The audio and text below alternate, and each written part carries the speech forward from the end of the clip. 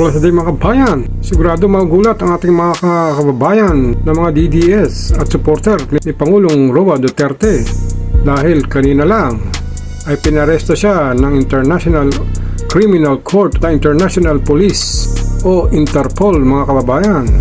Mabilis na pinatutupad niyan mula sa NAIA kung saan lumapag si Duterte mula Hong Kong hanggang sa Villamor Air Base kung saan siya binasahan ng Miranda right mga kababayan. Siya po ang kauna-unahang Pangulo ng Pilipinas na pinaharap sa International Court. Mga kababayan, watch po natin ang mga balitang ito.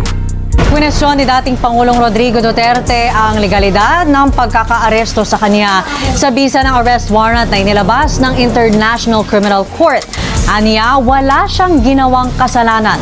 Para sa detalye, nasa linya ng telepono si Katrina Domingo. Katrina, ano ang naging pahayag ng dating Pangulo sa pag-aresto ng mga otoridad sa kanya? Denise, illegal detention. Ganyan inilarawan ng kampo ni dating Pangulong Rodrigo Duterte ang pagdedetene sa kanya sa Villamor Air Base matapos siyang arestuhin ng mga otoridad sa loob mismo ng eroplanong sinasakyan niya pabalik ng Pilipinas mula sa Hong Kong. Ayon sa dating Pangulo, walang arrest warrant na inihain sa kanya at hindi man lang umano ipinaliwanag ng mabuti kung bakit siya hinuhuli ng mga pulis. Kasama ni dating Pangulong Rodrigo Duterte ang kanyang dating Executive Secretary at abogadong si Salvador Medialdea na nagpaalala rin sa mga otoridad na wala ng jurisdiksyon ng International Criminal Court o ICC sa Pilipinas simula ng formal na kumalas ang bansa mula sa pagiging miyembro ng ICC noong 2019. Samantala, sa isang hiwalay na video, nakita naman ang common law partner ni Duterte na si Honeylet Avancenia na sinusubukang kumbinsihin ang dating Pangulo na huwag sumama sa mga otoridad kung wala namang warrant. Ayon kay Avancenia, abusado ang mga umaaresto lalo pat pinalihis umano sila ng daan mula sa karaniwang exit para sa ibang pasahero. Ang mga taga-suporta naman ni Pangulong Duterte nag-iyakan sa airport nang malamang tuloy na ang pag-aresto sa dating Pangulo. Denise, Jeff, ang eksena sa NAIA kanina malayong-malayo sa naging pahayag ni dating Pangulong Rodrigo Duterte habang siya ay nasa Hong Kong kung saan ilang ulit niyang sinabi na handa siyang maaresto ng ICC. Sa isang interview sa SMNI sa Hong Kong, sinabi niya na nakuhanan bago siya bumalik ng Maynila, iginiit din ni dating Pangulong Rodrigo Duterte na wala siyang kasalanan.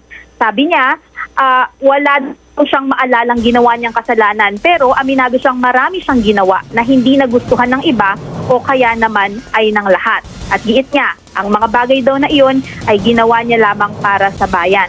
Samantala, Denise at Jeff, ang mga anak ng dating Pangulo binatikos ang naging pagtrato sa kanilang ama. Sa isang pahayag, sinabi ni Davao City Mayor Sebastian Duterte na nais umano ng mga otoridad na dalhin ang kanilang ama sa ibang lugar kahit na wala ng jurisdiksyon ang ICC sa Pilipinas. Hindi naman niya nilinaw kung ito ba ay ibang bansa, ibang probinsya o ibang lungsod. Ngunit sinabi ni Mayor Duterte na tila desperado na ang administrasyon ni Pangulong Ferdinand Marcos Jr. na ilihis ang issue mula sa mga kwestiyon ukol sa 2025 national budget. Dagdag ni Mayor Duterte, tila gusto ng gobyerno na patayin ang kanilang ama at nagbabala sa publiko na dapat maging handa sa anumang mga susunod na magaganap. Si Veronica Kitty Duterte naman, isa pang anak ng dating Pangulo, nag-post ng isang larawan na nilagyan niya ng caption na illegal detention, no warrant of arrest. Denise at Jeff, kakapasok lang din na balita, nakabalik na sa bansa si Vice President Sara Duterte mula rin sa Hong Kong, lula ng Philippine Airlines flight number PR319 kaninang bandang alas 3 ng hapon. Hindi pa kinukumpirma ng Office of the Vice President kung tutuloy ba si Vice President Duterte sa Villamor Air Base kung saan patuloy na nakadetene ang kanyang ama. Ang tanging sinabi lamang ng OVP sa isang pahayag ay sinamahan ni Vice President Duterte ang kanyang mga anak sa Hong Kong at saka na daw niya tutugunan ang mga issue na kinakaharap ng kanilang pamilya. Humihingi rin ng pangunawa ang Office of the Vice President habang patuloy daw na inaasikaso ng pangalawang Pangulo itong mga kinakaharap ng kanilang mga pamilya. Ayon sa OVP, magbibigay sila ng mga karagdagang update kaya tumunghay lang lamang daw sa kanilang mga official statement. Jeff, Denise. Kat, speaking of former President Rodrigo Duterte's denial on the charges, have any legal experts on the ground weighed in on whether his denial has actual solid legal basis? Denise, we have yet to speak to any legal expert on the ground. But what we do know is that former executive secretary, as well as lawyer Salvador Medialdea, has been with the president from his flight to Hong Kong all the way back to his detention in Villamor Air Base. What we repeatedly heard from attorney Medialdea was that the arrest is considered as illegal and even questionable because there was no warrant that was immediately served to the president right when police or officials escorted him off the plane and onto the Villamor Air Base. Another thing that attorney Medialdea has been hampering on, has been underscoring, is that the Philippines is no longer under the jurisdiction of the ICC since the country officially pulled out from its membership from the entity since 2019. Denise. Thanks for that, Kat. Now, kanina nga we were asking for updates on the ground. Jackie was saying also na wala rin silang naririnig na mga balita. Pero sa'yo, may nakakalap ka ba na susunod na mga hakbang na gagawin? Denise, ang inaabangan ngayon, kagaya nga nung tanong yun ni Jeff kanina, bakit nga ba nasa Villamor Air Base? Maraming haka-haka na baka kaya siya nasa isang paliparan na nasa kontrol ng gobyerno ay baka may posibilidad na ililipad na siya diretso sa Netherlands kung nasan ang The Hague, kung saan lilitisin ang kanyang kaso na crimes against humanity. Patuloy rin nating binabantayan, Denise, kung pupunta ba si Vice President Sara Duterte sa Villamor Air Base at kung ano ba yung kanyang magiging diretsahang sagot o reaksyon dito sa nangyari sa kanyang ama at sa kanilang pamilya. Dahil sa ngayon, medyo safe pa yung nakuha nating statement mula sa Office of the Vice President at wala pang karagdagang detalye kung ano nga ba ang magiging susunod na hakbang ng pamilya Duterte. Kung hindi nangyari itong pag-aresto ngayong araw, inaasahan dapat na dadalo ang buong pamilya ng mga Duterte sa araw ng Davao. Nagaganapin sana ngayong darating na linggo sa Davao City. Denise. Kat, balikan lang natin siguro yung mga nakalipas na taon, no, na merong ganitong banta patungkol nga sa ICC at yung kaso. Ano yung mga naging pahayag sa iyong pagsubaybay kay dating Pangulong Rodrigo Duterte, sa kanyang anak kay Vice President Sara Duterte? Ano yung mga nauna nilang pahayag patungkol sa pag-arestong ito bago ito mangyari? I know before siya makarating dito sa Pilipinas, nabanggit mo kanina marami na siyang sinabi sa Hong Kong sa pagtitipon kasama ng mga OFW doon patungkol sa gagawing pag-aresto. O yung napapabalita pa lang noon na pag-aresto. Jeff, balikan natin, no, napakahabang serye nito.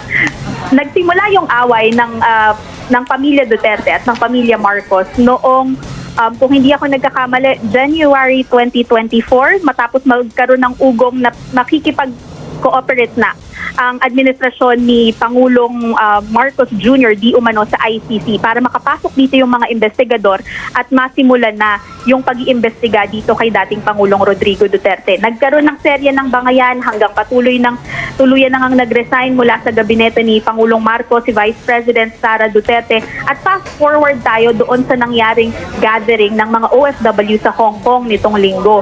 Doon sa naturang gathering, masaya si dating Pangulong Duterte, naging palabiro pa siya at ilang ulit niyang sinabi na hindi na siya natatakot na arestuhin ng ICC. Ayon sa dating Pangulo, masyado na raw siyang matanda para sa ganitong klase ng mga drama, sa ganitong klase ng theatrics. At ang tagal-tagal na rin daw siyang hinahabol ng ICC. Kaya kung siya daw, kung magbibigay daw siya ng suggestion sa ICC, dapat daw sana ay bilisan na nila at gawin nila with action and with candor. Ayon sa Pangulo, sa isang interview sa SMNI kahapon bago siya umuwi dito sa Maynila, sinabi ng Pangulo na hindi niya maintindihan kung bakit mayroong mga reports na may mga 7,000 o 8,000 na police personnel na tinipon sa NAIA upang abangan ang kanyang pagbabalik. Ayon sa dating Pangulo, hindi na daw sana kinakailangan ng ganitong karaming o kalaking puwersa ng pulis para siya ay arestuhin dahil kusa naman daw umano siyang sasama sa mga arresting officers. Ayon sa kanya, malamang sa aking pananaw, bahagi na to ng kanyang sarcasm. Sabi niya, hindi na nga raw siya natatakot at kahit daw maging yung mga napatay ni Hitler na hindi na isama sa listahan ng ICC dati, pwede na daw nilang isama doon sa mga listahan ng di umano'y napatay niya. Dahil kung tutuusin naman daw, iisang impyerno lang ang kanilang patutunguhan. Jeff.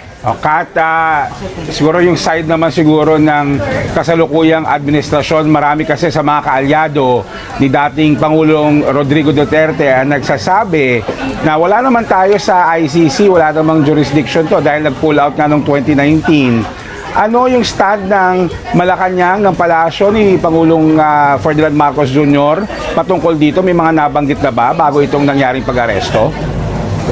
Jeff, for the longest time, paulit-ulit na sinasabi ni Pangulong Ferdinand Marcos Jr. na hindi na dapat tumalima ang Pilipinas. Wala nang obligasyon ang Pilipinas na sundin ang ICC dahil nga hindi na tayo bahagi nito. Kung ating matatandaan, si dating Pangulong Rodrigo Duterte mismo ang nagkansela o nag-pull out o nag-withdraw ng ating membership sa ICC sa ilalim ng kanyang administrasyon. Ayon kay Pangulong Ferdinand Marcos Jr., patuloy na i-honor ng kanyang administrasyon itong pagkalas ng Pilipinas sa ICC. Ngunit ang ibang opisyal ng gobyerno, patuloy ring sinasabi na bagamat wala na tayo sa ICC, ay tayo ay nasasaklaw pa rin o nakikipag-cooperate pa rin sa Interpol o ang International Criminal Police Organization. Kapag daw dinaan sa Interpol ang request na arestuhin si dating Pangulong Rodrigo Duterte, handa ang Pilipinas na makipag-cooperate sa Interpol. Dahil di tulad ng sa ICC, hindi pa tayo formally nagwi-withdraw sa ating obligasyon sa Interpol. Jeff. Maraming salamat, Katrina Domingo. Dumalo sa misa mga kaanak at taga-suporta ng mga biktima umano ng kampanya kontra droga ng Administrasyong Duterte para ipagpasalamat ang pag-aresto sa dating Pangulo. At live mula sa Sacred Heart Parish sa Kamuning, Quezon City, naroon po si Vivian Guya. Vivian, anong nangyari dyan sa pagtitipon ng mga kamag-anak? Hi, Jeff. Yes, Jeff, nagtipon-tipon nga dito sa Sacred Heart Parish sa Kamuning, Quezon City yung mga kaanak ng mga biktima ng pagpatay sa ilalim ng war on drugs ng Duterte administration para sa isang misa at pasasalamat at para rin sa misa ng paghilom. Naging emosyonal ang marami sa kanila habang ipinagpapasalamat ang pag-aresto ng pulisya kay dating Pangulong Rodrigo Duterte sa bisa ng warrant of arrest mula sa International Criminal Court para sa reklamong crimes against humanity kaugnay ng libo-libong namatay sa war on drugs ng kanyang administrasyon. Para sa ilan sa mga kaanak, isa itong tugon sa panalangin nila para sa hustisya. Sabi ng tiyo ng 17 anyos na si Kian de los Santos, mapalad ang dating Pangulo dahil mabibigyan siya ng pagkakataong ipagtanggol ang kanyang sarili sa ICC, di tulad ng pamangking pinatay sa isang police operation noong 2017 matapos maakusahang sangkot sa transaksyon ng ilegal na droga. Para kay Father Flavie Villanueva na nanguna sa misa, paalala ang araw na ito na may hustisya at hindi mananaig ang kadiliman. Bitbit na mga kaanak ang kandila habang nasa altar ang larawan ng mga pumanaw nilang kapamilya.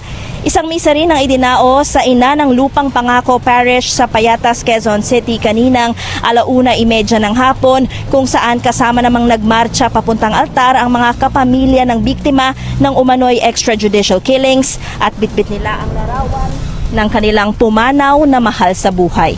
Let's listen in. Message na ililipat sa veterans. Pero puro fake news yan dahil kanina pagdating ko dito, I was advised by General Marvil that when they will bring the former president to Krame sa Coster, I will be allowed to accompany him as his legal counsel. Pero they never allowed me to see him when he arrived. Hindi namin nakausap. They told me, yung nakausap ko sila Kanilaw, Ambassador Kanilaw yata ng Interpol, he told me that there is a warrant of arrest but he never showed it to me. So until now, I have not seen a copy of the warrant of arrest. So it's illegal, siyempre. Well, my assumption is illegal ang arrest niya dahil wala pinapakita sa amin. Kung meron sana, di pinakita sa akin. Yes. That's the legal basis for his arrest. Ngayon, hindi kami pinapapasok. Anong ibig sabihin nun? Can you repeat this in English? So, Ha? can you repeat your comments in Yeah. English? Why? Better for me to translate Okay. international media. Well, I was telling them that I was not able to see the president when we arrived. Contrary to the promise of Major Marbil, or General Marbil, that I will be allowed to escort the former president when they will bring him to Krame in a coaster. Now, when he arrived, I was never allowed, together with Senator Bongo, we were not allowed to see him. And we were not allowed to accompany him when they brought him here. Oh, so, as I said earlier, I never saw a copy of the warrant of arrest. So my assumption is that there is no warrant of arrest. Because if there is, then the natural thing for them to do is to show it to us as the counsel of the former president. Oh. What's your expectation for the next step? What? What's your expectation for like the government's next step? How will they treat President Duterte? You cannot... Vision daw po ng next step na gagawin ng ating gobyerno ni BBM. Well, I don't know what the president himself said that he will not allow ICC to investigate the president because this is an affront to our national sovereignty, and it might create the idea that our justice system in the country is not working.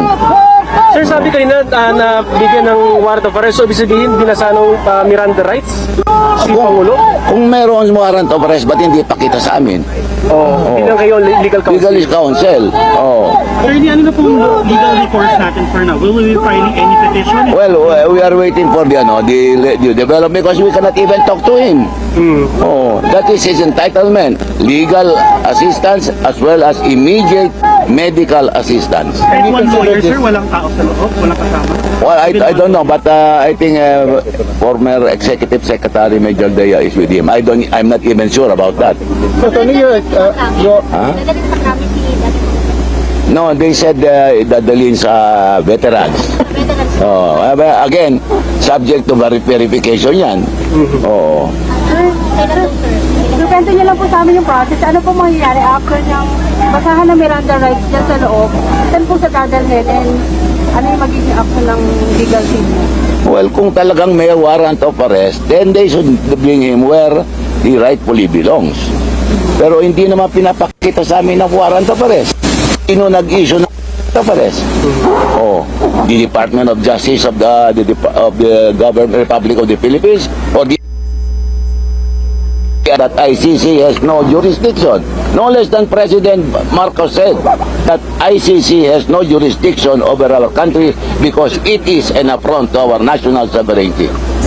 So ganun nga mga kabayan, comment lang po kayo sa inyong mga reaksyon sa pag-aresto sa ating former President Rodrigo Roa Duterte sa mga balitang ito. Maraming salamat sa inyong panonood.